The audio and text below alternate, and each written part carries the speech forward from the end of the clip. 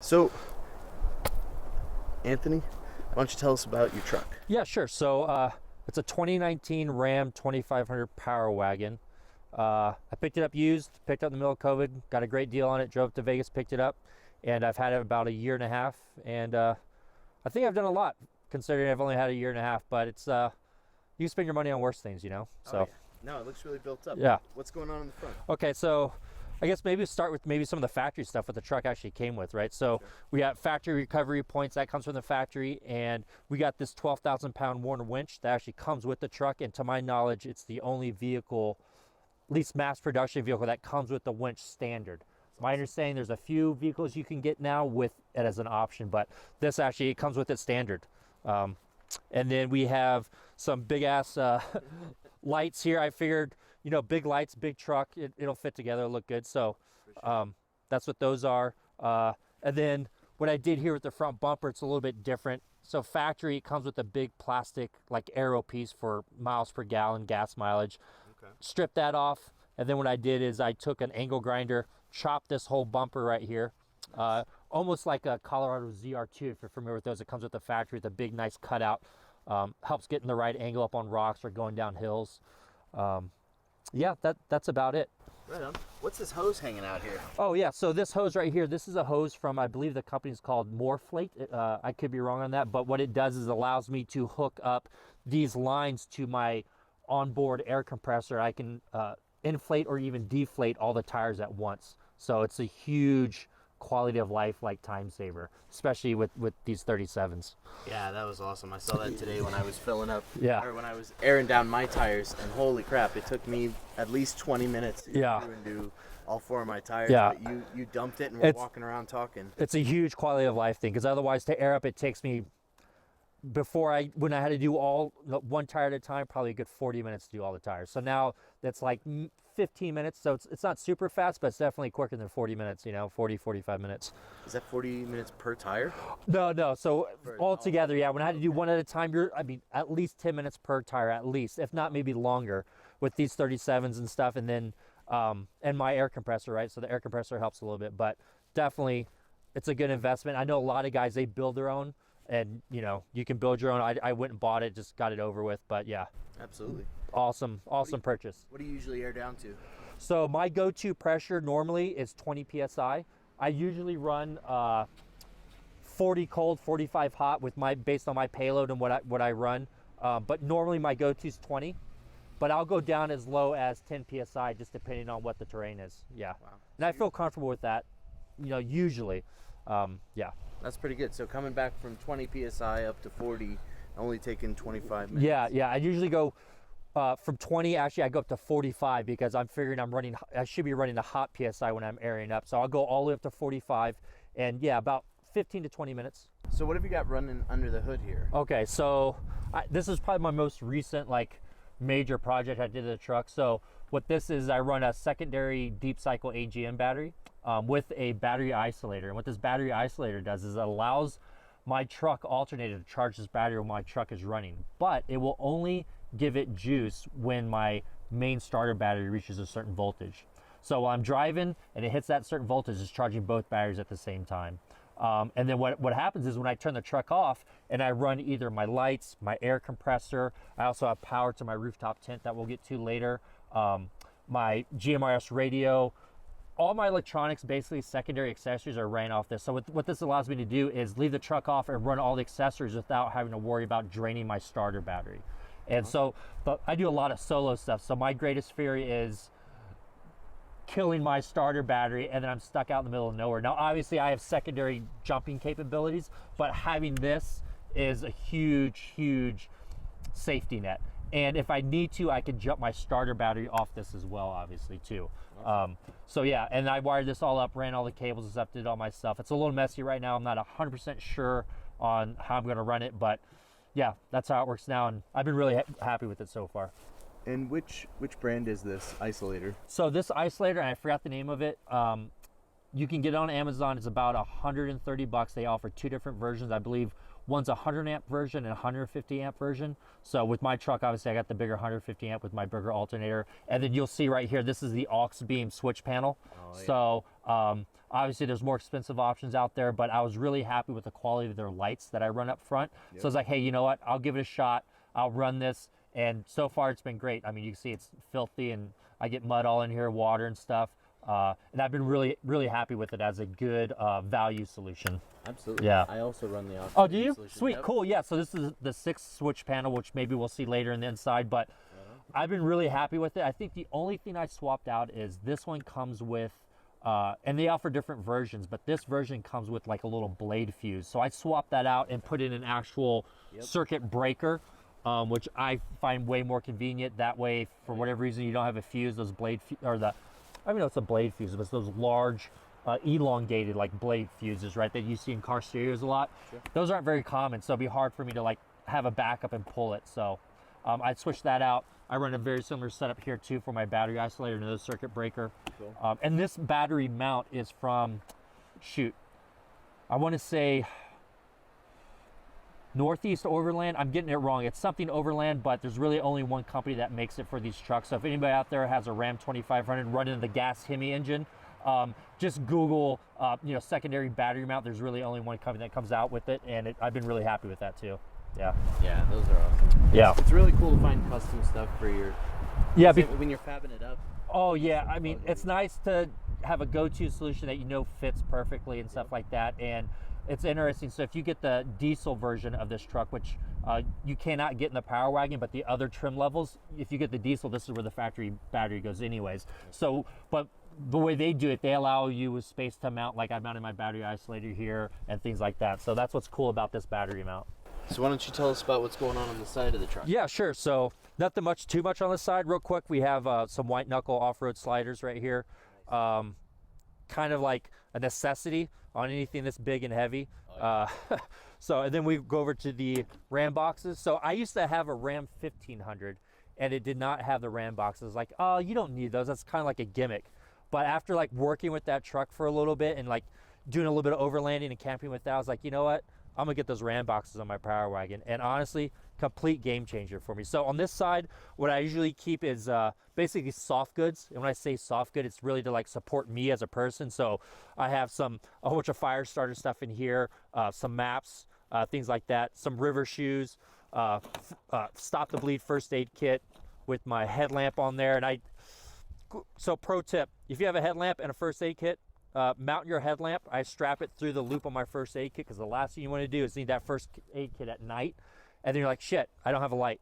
So that's my home location for my headlamp, and I use that headlamp when I'm camping and stuff, but every time when I pack up, it goes right back to that same spot. Personal hygiene, a whole bunch of wipes there to wipe my butt, random can of soup. Soup is like the go-to thing when you're camping. It lasts forever, and it's super easy to heat up or even eat room temperature. Secondary battery jumper, some camping chairs. My wet bag is mostly clothes, so I keep that in a wet bag, even though this is waterproof. Last thing I want to do is like need clothes out of there and like some water got in, so I keep my backup clothes in a wet bag. There you go. And yeah, that's it. I'll close this up. And next up we have a front runner awning. So I have a front runner awning here, and it looks like it sits a little low, but luckily this awning, you can adjust the height, so it comes out at an angle. And I can cook underneath it and stuff like that. Nice. And it's also on a swing arm, so I can swing it out real quick and actually mount it back here as well, really awesome, over my tailgate. Here we have a Free Spirit Odyssey 55-inch rooftop tent. I specifically went with them because I wanted to keep all my stuff below my roof line of my truck, which is also why I have that front runner rack mounted in there. Sweet. Some cheap Chinese knockoff traction pads, made a bracket for my GMRS radio, so that's my antenna right there. I try to keep it clean and simple. I think that's the tallest point in my truck right now, so that's the only thing I have to worry about. That's not too bad. Yeah, and then we have some really cheap Amazon mud flaps, cut to fit, custom for the Power Wagon. I love these because they're soft, so they bend.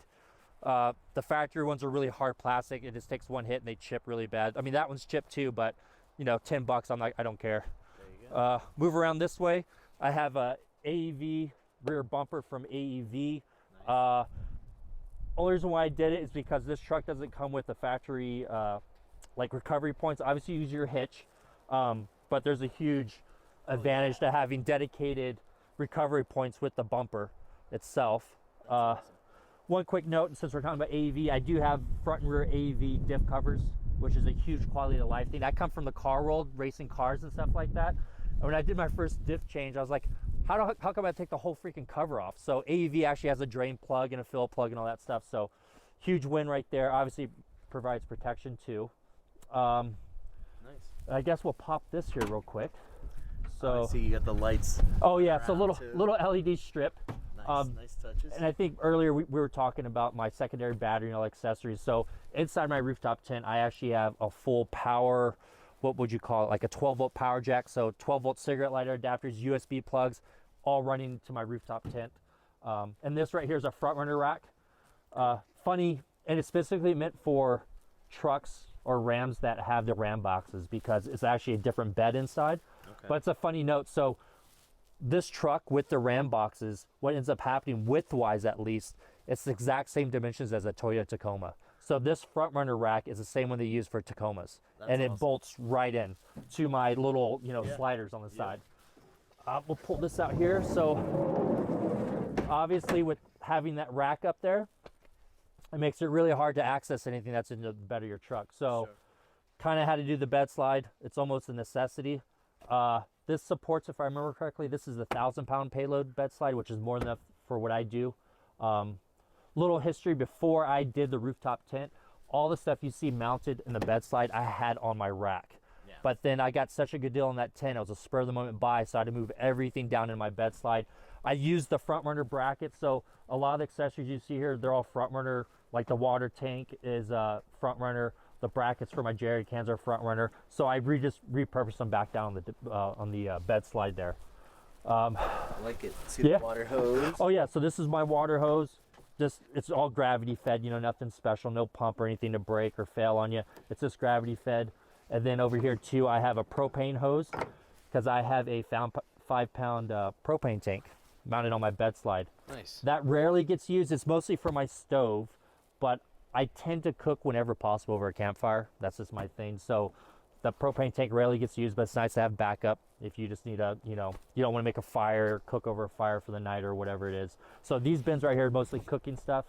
I'm gonna try to consolidate this into one. I think I can do it to get one of these. And then I have my 37-inch spare tire on the bed slide as well, which used to be on my rack. So I don't know.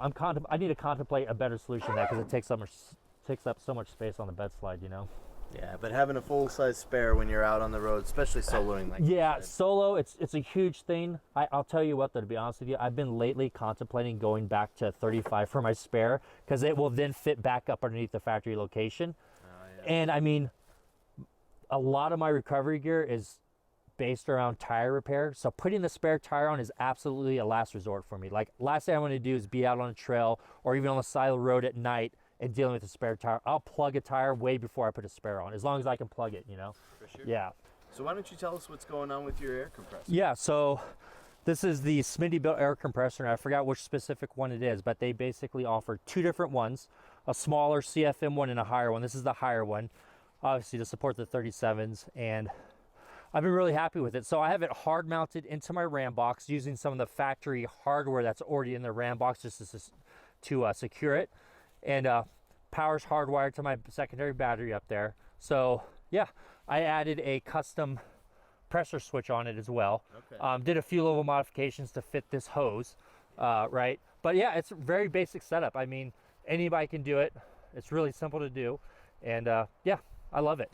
So it powers my four tire inflation system.